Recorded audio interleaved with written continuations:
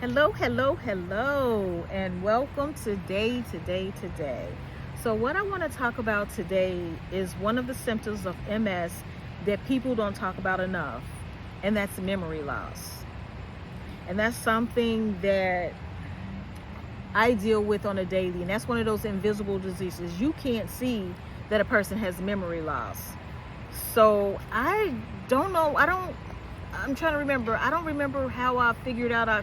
It's like one day I was like, I don't remember a lot of stuff. And when I was younger, back up, I had problems remember faces and names, and I just attribute it to, I guess I just don't remember faces and names. I can have a long, in-depth conversation with someone, and the next day wouldn't know who that person was at all. So that was back when I was younger. So I guess back then MS was still there, but just dormant, and there were still things that was there that I didn't realize that was there. So, and to be perfectly, like I said, I'm always be transparent.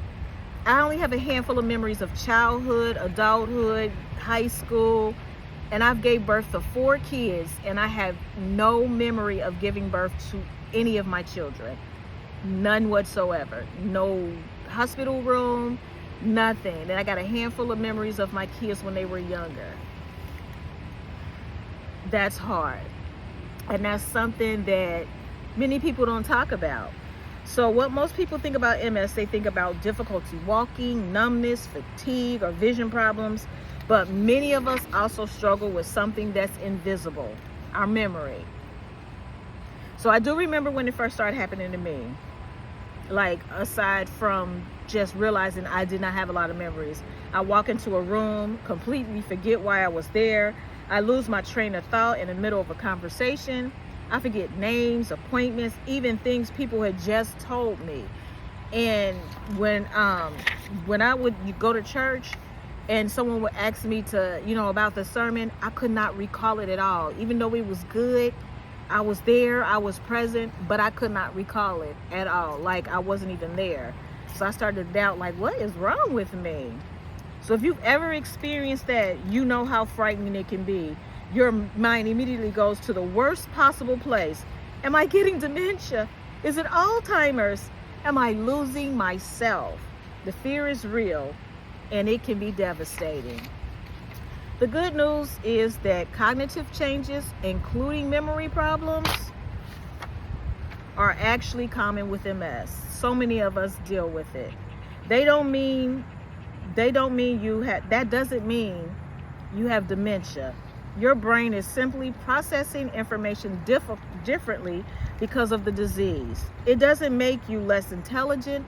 It doesn't erase who you are. And I promise you, that was one of the hardest things, because I thought I was dumb as a box of rocks. Like, wow, is this really my life? Like, I'm a repeater.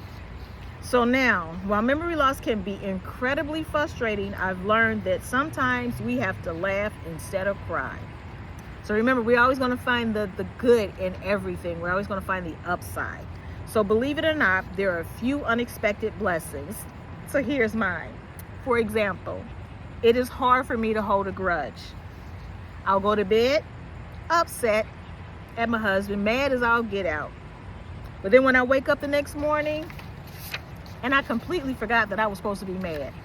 Like, dang it, I wasn't supposed to talk to you. So that's not always a bad thing. Sometimes our minds accidentally give us a gift of forgiveness. So instead of me holding a grudge, I'm like just happy the next day and forgot all about why I was supposed to be mad. But that's okay. And then here's another blessing. Movies. You know what? I said this is my silver lining. I can watch the same movie over and over and over again and enjoy it like it's brand new every single time. My husband will laugh because he'll say, "You already saw this." And I'll just say, "Really? Oh, I don't remember. Just don't tell me how it ends." That simple.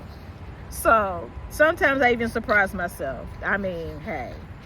Then there are the people you haven't talked to in a long time. And I find this to be one of my superpowers. So if somebody like ghosts me and be like, I don't want to talk to her anymore. And that's happened to me. Like, I don't know why or whatever, or they'll just slip away. If you're not on my roster, I will completely forget about you. until something reminds me of them, and then I'll be like, oh well, okay. And that even goes for family. If I don't talk to you all the time, it's easy for me to forget you. And it doesn't mean that I don't care. It's just how MS works sometimes. So if someone with MS forgets your birthday, or forgets to call you back, or forgets something you talked about, try not to make it personal. It's not for lack of love. It's a symptom. Living with memory loss teaches us something very important.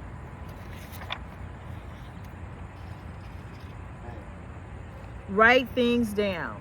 Write things down. Use reminders. Use reminders. And I'm repeating that because those are tools that I've learned. I know now that I can't write stuff on paper because I will lose the paper. And I'm like, where did that paper go? I wrote this down on that.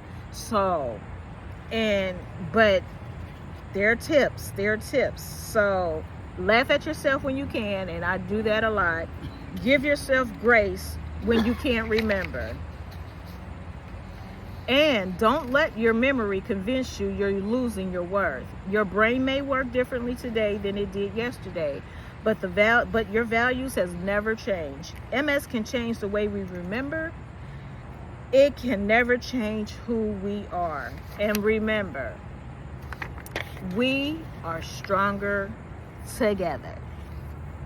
So I do have a booklet. This is the memory booklet that I did, and I like this one too because I like activities.